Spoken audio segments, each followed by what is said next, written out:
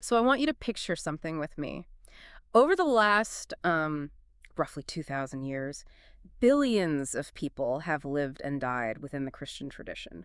Billions. It's a massive, massive scale. Exactly. And out of those billions, the Catholic Church has recognized, thousands of individuals as saints. Yeah, thousands of them. But if we take that massive pool of saints and narrow it down to the absolute highest, most rare intellectual and theological title the church can possibly bestow. A really exclusive one. Right. A title that essentially signals that a person's writings are foundational to the faith itself. The number just plummets. I mean, out of billions of people across 2 millennia, only 37 individuals have ever been named a doctor of the church. And 7. 37. And here's the thing that just completely blew my mind. Out of those 37, only 4 are women. Yeah. It's a profound historical bottleneck, really. Because when you look at the sheer scale of Western history, which, has been overwhelmingly dominated by male institutional power, those 4 women represent a massive disruption to the established order. Disruption is exactly the right word. And that's really the mission of our deep dive today.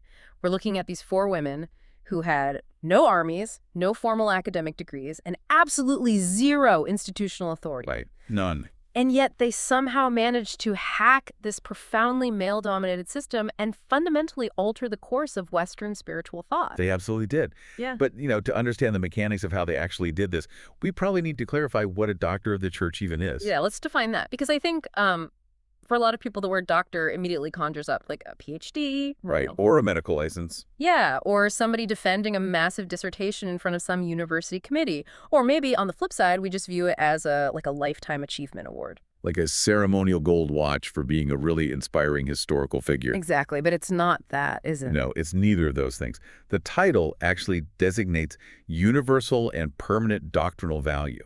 Okay, what does that mean in plain English?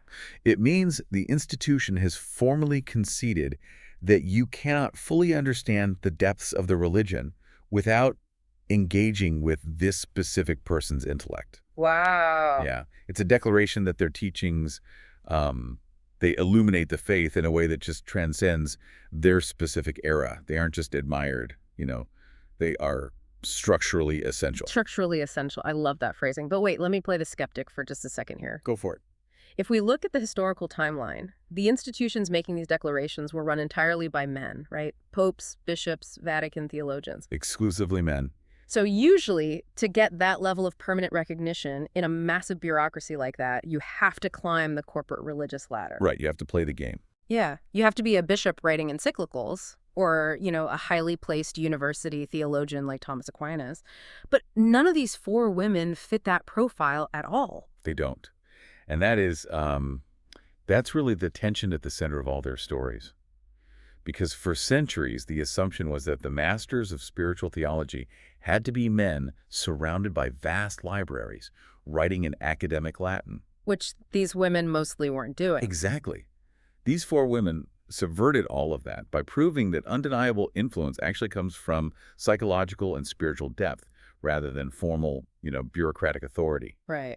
They mapped the dynamic between the human mind and the divine with such rigorous, undeniable clarity that the religious establishment essentially had no choice but to recognize their genius. They literally forced the institution to listen. Which really brings us to why we are talking about this today. Because if you're listening to this right now, you might not be a historian.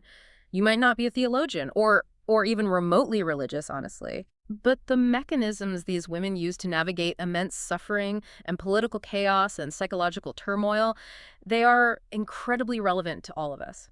They didn't just write abstract theory. No, not at all. They left behind actual blueprints for how to survive and find meaning in a world that so often feels just completely hollow and chaotic. Yeah, they each dismantled a totally different aspect of human illusion, and they each mapped a different dimension of the human experience.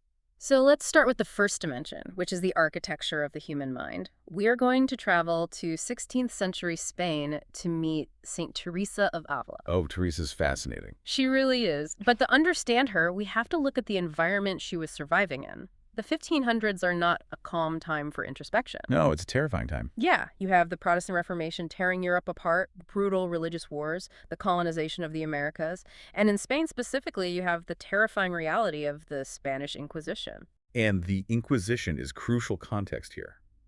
Because in 16th century Spain, claiming to have a direct mystical experience of God was incredibly dangerous. Because it threatened the church's authority. Exactly. There was actually a movement at the time called the Alumbrados, or the Illuminated Ones, and they claimed direct internal revelation.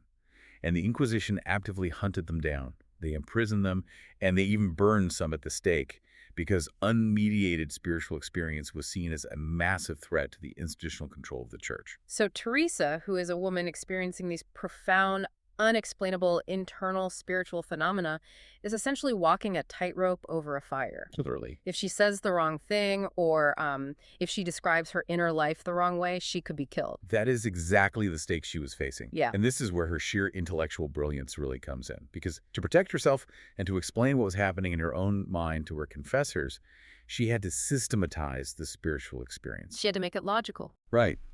She had to take the abstract, terrifying reality of the subconscious and the divine and organize it perfectly. And that necessity produced her masterwork, the interior castle.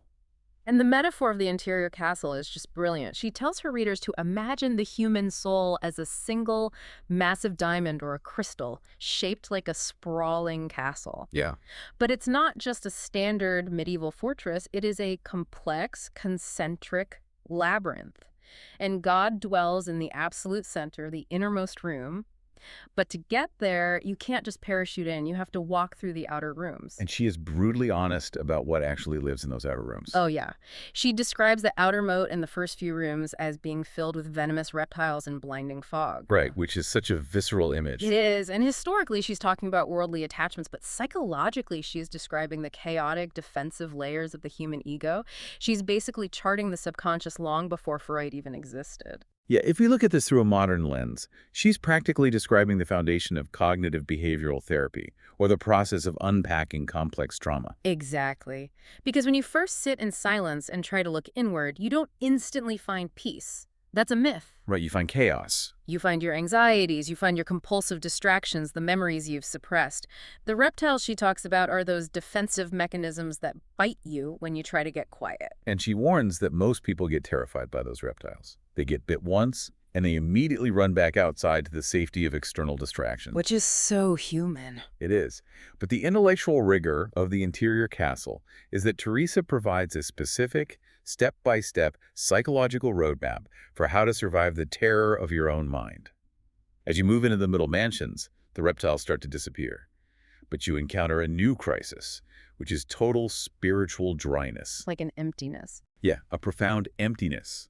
And the realization of your own massive ego. She understood the mechanisms of self-deception perfectly. She knew that the human brain will fabricate spiritual feelings just to feel important. It's fascinating because she's essentially saying the greatest, most consequential battlefield a human being will ever face is not out in the world. It's inside. It's entirely internal. I just want to pause there for a second because that directly confronts how we live today. Oh, absolutely. I mean, we are hyper-connected. We have access to the entirety of human knowledge on these little glass screens in our pockets. We can numb any negative emotion with a scroll or a video or a quick purchase. We never have to sit in silence. Exactly. We are so terrified of our own inner silence that we keep a podcast or music running constantly, even in the shower, just to avoid stepping through the front door of our own interior castle. We have built an entire society optimized for avoiding the journey. Wow. Teresa diagnoses modern inner emptiness centuries before the smartphone was even invented. She argues that until you do the agonizing work of facing your own illusions and walking through those dark, uncomfortable rooms, you will remain emotionally and spiritually hollow. So superficiality isn't just an annoying modern trait. No, superficiality is a defense mechanism against self-knowledge. That is heavy. But let me challenge this model for a second. Okay. Because if I'm listening to this, I might think, well, mapping my inner trauma and finding God in the center of my mind sounds great. But isn't this just sophisticated navel-gazing? Ah, I see what you mean. Right. Because while Teresa is sitting in a room analyzing her soul, there are actual wars happening outside. People are starving. Doesn't this deep interior focus lead to just like an abandonment of the real world? It's a fair question, but that is the exact trap she avoids. Her interior exploration generated massive exterior action. Right. Oh, yeah. Because she conquered her own internal fears, she actually became a political powerhouse. She reformed the entire Carmelite order. She was traveling across Spain, founding convents, negotiating with really aggressive bishops, and fighting off massive patriarchal opposition. So the inner work fueled the outer work. Exactly. She proved that true interiority doesn't make you passive. It gives you the psychological fortitude to be unbreakable in the external world. Which actually provides the perfect bridge to our second figure. Because if Teresa of Ávila teaches us how to map the labyrinth of our own minds, our next subject answers the question of what you do with that inner fortitude when the external world is utterly corrupt. Yes. So we are moving from the 16th century and we are going back to the 14th century to meet St. Catherine of Siena. Catherine's story is wild. Yeah. It completely shatters any modern assumptions about female passivity in the medieval church. She is, without exaggeration, one of the most politically disruptive figures of the 1300s. Let's set the stage for her because the 14th century was essentially an apocalyptic nightmare. It really was. You have the Black Death wiping out a massive percentage of the European population. Right. You have endless mercenary wars tearing up Italy. And crucially, you have this institutional collapse within the church known as the Avignon papacy.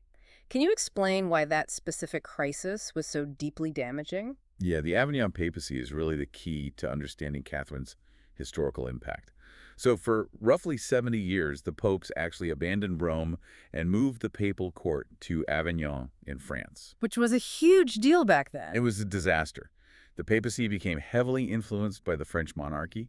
It became incredibly wealthy, highly bureaucratic, deeply corrupt, and physically removed from its spiritual roots in Rome. It felt like a political captivity. Exactly.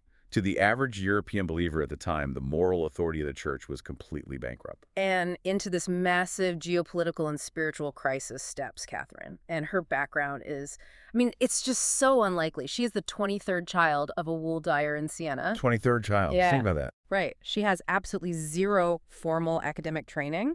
For much of her life, she didn't even know how to read or write. And yet, this laywoman with no institutional standing begins dictating incredibly bold, commanding letters to powerful military leaders, queens, and directly to Pope Gregory XI in Avignon. And the tone of these letters is what is truly shocking. Oh, she pulls no punches. Not at all. Yeah. She doesn't write to the Pope with, groveling submission. She writes with the authority of someone who knows the truth and expects the Pope to get in line. She literally tells the Pope to stop acting like a coward. Yeah. I think in one letter, she basically says, be a man, act like the father you're supposed to be, and go back to Rome. Yes. She threatens his salvation if he doesn't clean up the corruption. How on earth does a dictated letter from an uneducated wool dyer's daughter in Siena even reach the desk of the Pope in France, let alone convince him to move the entire papacy back to Rome? It really comes down to the undeniable weight of her spiritual authority. See, Catherine was deeply integrated into the Dominican order as a layperson. Her intense asceticism, her care for the plague-ridden because she was actually in the hospitals during the Black Death, and her profound theological insights had gained the attention of highly educated friars. Okay, so they were the ones writing this down. Right. They became her scribes and her network. They recognized that while she lacked a formal degree, her moral clarity was absolute. When the political and theological elites were tangled up in corruption and compromise, Catherine just cut through the noise with terrifying precision. She viewed truth not as a philosophical concept to be debated in a university, but as an action. Yes. Truth was something you did. Which brings up a really vital contrast with how we view spirituality today, because modern culture often markets spirituality as a retreat, right? Oh, constantly. It's like a spa day for the mind. We do deep breathing, we manifest positive vibes, we try to detach from the toxic news cycle to find our personal zen. To protect our peace. Right, spirituality is treated as this protective bubble to keep reality away. And Catherine of Siena demolishes that concept entirely. Hmm. For her, spirituality was the armor you put on to go to war with reality. Wow. If you genuinely love the truth, she believed you don't get to retreat to a quiet room while the world burns. You have an obligation to speak that truth, especially to those in power, and especially when it is dangerous to do so. She completely dismantled the idea that faith requires docility. That is so relevant, because we live in an era dominated by social fear. Very much so. People are terrified of saying the wrong thing, of being socially ostracized, or, of standing out against the crowd. We exist in a culture of constant relativization where my truth and your truth basically replace any objective standard, mostly because it's socially convenient to avoid conflict. Yeah, it's easier to just agree to disagree. Exactly. And in that environment of moral cowardice, Catherine is just a towering historical rebuke. Yeah, she really is. She proves that you can confront massive, corrupt power structures, demand total accountability from the highest authorities, and do so without losing your moral center. Because she wasn't trying to destroy the church? No, she wasn't an anarchist trying to burn the institution down. She was trying to purify it by holding its leaders to their own stated standards. She fought out of love, not malice. That's a huge distinction, but Catherine's approach is incredibly confrontational and hyper-political. I mean, she was in the mud negotiating peace treaties between Italian city-states. Very hands-on. Right. But let's look at the limits of that approach, because does spiritual influence always have to be a brutal political fight? Not at all. Right. What happens when you step away from the political battlefield entirely, zoom all the way out, and look at the structure of the universe itself? That question takes us back even further to the 12th century, to a woman whose mind operated on an almost cosmic scale, and that is Saint Hildegard of Bingen. Hildegard. If Catherine was a political street fighter, Hildegard was a cosmic architect. She is a figure who almost completely defies medieval categorization. It's hard to even list her accomplishments without sounding like you're making it up. It really is. I mean, she was a Benedictine abbess in Germany. She was a mystic who received incredibly complex, visually staggering visions. She was a theologian, obviously. But she was also a prolific composer of music, and her chants are actually still recorded and listened to today. They're beautiful. She was a playwright. She was a naturalist and a pioneering medical writer who studied botany, human biology, and the curative properties of plants. I mean, she is essentially a spiritual Leonardo da Vinci, but centuries before the Renaissance even started. Yeah, she was doing all of this in the 1100s. And what makes Hildegard's polymathic nature so important is the unifying philosophy behind it all. She didn't view music and medicine and theology as separate disciplines. Like we do today in our silos. Exactly. The medieval mind, particularly Hildegard's, operated on the concept of deep interconnectedness. Her overarching philosophical framework was the doctrine of harmony, and specifically a concept she called viriditas. Okay, unpack viriditas for us, because that concept seems to bridge her science and her theology so perfectly. So viriditas translates literally as greenness or greening power. Greenness, okay. Right.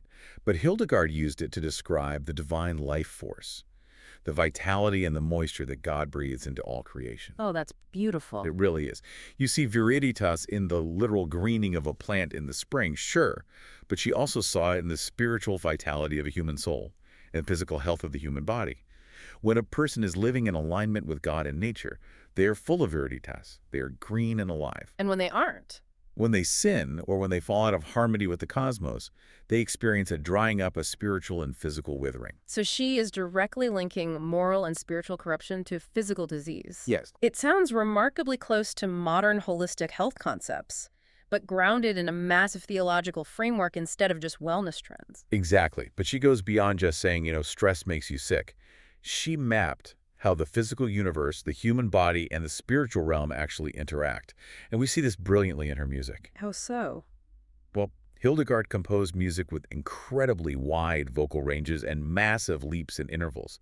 It is notoriously difficult to sing. It takes huge physical effort. Oh, But she designed it that way on purpose. She believed that before the fall of humanity in Eden, Adam had a voice that perfectly mirrored the harmony of the angels. wow. And when humanity fell, we lost that harmony. We physically lost the ability to resonate like that.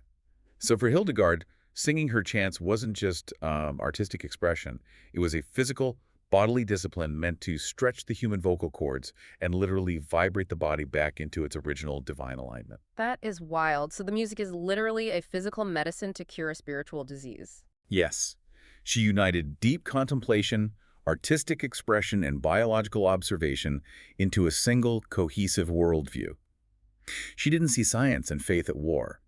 To her, a medicinal herb, a musical chord, and a theological text were all just different notes in the exact same divine symphony. Which speaks so directly to the listener today. I mean, think about our current state of existence. We are so far from that. We are. We live in an age of hyper-specialization and total fragmentation. We treat our bodies like biological machines that we take to a doctor to fix. We treat our minds like software that we take to a therapist to debug. Right, compartmentalized. And we treat our spiritual lives, if we even have them, as a weekend hobby. We have severed our connection to the natural world, spending our days bathed in the blue light of screens, completely divorced from the rhythms of the earth. We are fragmented, and as a result, we are chronically anxious. If we look at modern works like The Body Keeps the Score, we are just now scientifically rediscovering what Hildegard knew intuitively in the 12th century. Which is what? That our nervous systems internalize our traumas, our environment, and our spiritual dissonance. Sickness is very often a physical manifestation of a much deeper disconnection. So Hildegard's voice echoes across 9 centuries to basically offer a blueprint for integration. She tells us that our modern fragmentation is the root of our illness. Yeah. We cannot heal the body without addressing the soul, and we cannot understand the soul without recognizing our place in the physical cosmos. She essentially invites us back into the symphony of creation. It's a breathtakingly beautiful macro vision of reality. It really is. But having explored Hildegard's massive, sweeping, macroscopic view of the universe, we do have to address the reality of normal human life. Right, because most of us aren't that. Exactly. Most of us are not cosmic visionaries composing symphonies and writing medical treatises. Most of us live very ordinary, highly repetitive lives. Very true. Which brings us to our final figure.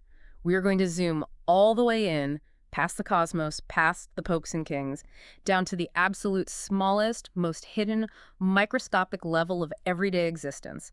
We are traveling to the late 19th century in France to meet Saint Therese of Lisieux. Ah, Therese. She is the great paradox of this entire deep dive. Why do you say that? Because when you place her next to Teresa of Ávila, Catherine, and Hildegard, she seems completely out of place. She really does. By every worldly metric, her resume is basically a blank page. She didn't found massive religious orders. She didn't write bold political letters to world leaders. No. She didn't invent holistic medicine. In fact, she entered a cloistered Carmelite convent when she was 15 years old. She lived a completely obscure, heavily restricted life doing mundane chores. She never performed a public miracle, and she died of tuberculosis in agonizing pain at the age of 24. Just 24 years old. A nobody in the eyes of the world. Yet, she is arguably the most famous, most universally beloved saint of modern times. So the question is, how does a hidden, dying girl in 19th century France become a global phenomenon with a theological impact massive enough to be named a doctor of the church? It's a great question. And to understand the explosive power of Therese, you have to understand the specific theological poison she was reacting against in her era. Which was what? In 19th century French Catholicism, there was a heavy lingering influence of a theological movement called Jansenism. Jansenism. Yeah. And Jansenism essentially painted God as an exacting, terrifying accountant. It was a rigorous, fear-based theology where humanity was viewed as deeply, inherently corrupt. And you had to perform these massive, painful acts of penance just to hopefully appease a perpetually angry God. Oh, that sounds exhausting. It was. It created a bourgeois culture of performing extreme piety just to prove your worth. So the spiritual culture is basically an impossible purity test driven by terror. Exactly. And into this environment of fear, Therese drops a theological bomb, which she called her little way. A little way. Yes, because Therese looked at her own reality. She was physically weak, she was emotionally sensitive, and she was confined to a cloister. She knew she couldn't perform the massive heroic deeds of the great martyrs. She realized she was spiritually small. But she didn't despair over that. No. Instead of despairing, she turned that smallness into a completely new theological framework. Explain the mechanics of the little way for us, because it sounds deceptively simple, almost like a Hallmark cliche, like do small things with great love. But it's actually incredibly gritty, isn't it? It is entirely gritty. It's not sentimental at all. The little way posits that the value of an action is not determined by its scale, its visibility, or its historical impact. The absolute only metric that matters is the intensity of love with which the action is performed. Picking up a pin from the floor out of love for God, or, biting your tongue when someone insults you, holds the exact same eternal weight as a martyr dying in the Colosseum. Let's give a concrete example of this, because I think the story of the frustrating nun really grounds this concept. Oh, that's a perfect Because example. Therese lived in close quarters with other women, and cloisters are basically incubators for intense interpersonal annoyance. Absolutely. You can't escape them. Right. So there was this one older nun, Sister St. Pierre, who was notoriously difficult, demanding, and just frustrating to deal with. And every night, someone had to help her walk from the chapel to the dining room. It was an agonizing, thankless chore. Everyone dreaded it. Yes. But Therese volunteered to do it. And she didn't just do it through gritted teeth as a duty. She applied the little way. She treated every step, every demanding complaint from this older nun as if she were escorting Christ himself. She smiled, she was infinitely patient, and she transformed a miserable chore into a profound, hidden act of grace. And there was another nun who made a terrible, repetitive clicking noise with her teeth during silent prayer. Oh, I would lose my mind. Right. It was driving Therese insane. Yeah. Her psychological instincts was to glare at her or to move away. But instead, she used the little way. She trained her mind to listen to that irritating clicking sound as if it were a beautiful concert being played for God. Wow. She weaponized love against her own psychological irritation. That is just psychological mastery. But wait, let me push back on the history here again. Okay, go ahead. If she was completely hidden and all her victories were internal, smiling at an annoying nun, picking up pins, suffering through tuberculosis in absolute silence, how do we even know her name? How did the word get out? Yeah. How does a secret life go viral without a PR machine? It went viral through her autobiography, Story of a Soul. Okay. Before she died, her superior ordered her to write down her childhood memories and her spiritual thoughts in a series of notebooks. After she died at 24, the convent heavily edited these notebooks and sent them to other Carmelite monasteries as a standard obituary practice. Just to say, here's a sister who passed away. Exactly. But something unprecedented happened. The nuns who read it were absolutely electrified. It broke through the terrifying Jansenist theology and offered a path to holiness that was accessible to normal, flawed, weak people. And the timing of the publication is vital here, too, because it exploded right before and during World War I. Yes, that context is everything. You had millions of French soldiers in the muddy, terrifying trenches of the Western Front. They weren't theologians. They were young men facing death, feeling completely insignificant in a massive industrial war. And they started carrying little pictures of Therese in their pockets. Because she understood them. They recognized her hidden suffering and her little way, because it gave meaning to their own quiet, unglamorous suffering in the mud. She bypassed the academic elite and went straight to the masses. She flipped the world's value system totally upside down. Yeah. The world, and frankly, often the church says, if it's not seen, if it's not measured, it doesn't matter. Right. If you don't post it, it didn't happen. Exactly. But Therese proved that the unseen, unmeasured, uncelebrated act of love is actually the fundamental building block of the universe. Think about how deeply subversive that is for us today. I mean, we exist in a hyper-capitalist, algorithm-driven society that is completely obsessed with metrics. Obsessed. We worship performance, we measure our worth by our productivity, our visible output, our follower counts, and our public importance. Therese's message is a radical shock to that system. It dismantles it. It does. She returns absolute dignity to the invisible. For anyone listening who feels like their daily life is just a grinding repetition of chores, that their quiet struggles, their patience with a difficult child, their silent grief, that it doesn't matter because there's no audience applauding them. Therese is the ultimate proof that the most profound reality happens in the dark. She teaches that obscurity is not a failure to achieve greatness. It is the exact soil required for true greatness to grow. That is beautiful. So let's pull all of these threads together. We have these four historical titans. Teresa of Ávila, mapping the profound, dangerous depths of the subconscious soul. Right. Catherine of Siena, fiercely demanding truth and moral courage from the corrupt leaders of the world. Hildegard of Bingen, singing the cosmic, biological harmony of all creation. And Thérèse of Lisieux, finding explosive spiritual power in the absolute smallest, most hidden moments. What is the synthesis here? How did these four specific women break the mold? The synthesis really lies in the historical reality of the feminine genius. For centuries, the prevailing narrative was that women played only secondary, supportive, or quietly pious roles in the intellectual history of religion. The men wrote the theology, the women prayed. Exactly. And these four individuals irrefutably dismantle that narrative. They did not just participate in the history of Western thought, They defined its parameters. And crucially, they didn't achieve this by mimicking male power structures. That is exactly the point. They didn't try to become bishops. They didn't adopt the aggression, the political maneuvering, or the academic posturing of the men around them. They bypassed the temporary, fragile power structures of their day by tapping into an undeniable spiritual reality. By being themselves. Yes, they did it by remaining entirely authentically themselves. Holiness or spiritual greatness does not erase your personality. It amplifies it. Oh, I love that. I mean, look at them. Teresa was deeply psychological, intensely analytical, and practically shrewd. Catherine was fiery, combative, and uncompromising. Hildegard was wildly creative, visionary, and scientifically curious. And Therese was emotionally sensitive, simple, and deeply observant. Their unique psychological profiles were the very instruments of their genius. They also shared a profound familiarity with suffering, because I think we often look at historical figures or saints as if they were made of stained glass, right? Serene, perfect, untouchable. Yeah. But none of these women had easy lives. Hildegard suffered from crippling physical illnesses and migraines her entire life. Teresa faced the terrifying scrutiny of the Inquisition and the constant rebellion of the monks and nuns she tried to reform. Catherine was deeply misunderstood by her own family and carried the weight of a fracturing church. And Therese suffered a horrifying, agonizing death from tuberculosis while experiencing a total crisis of faith.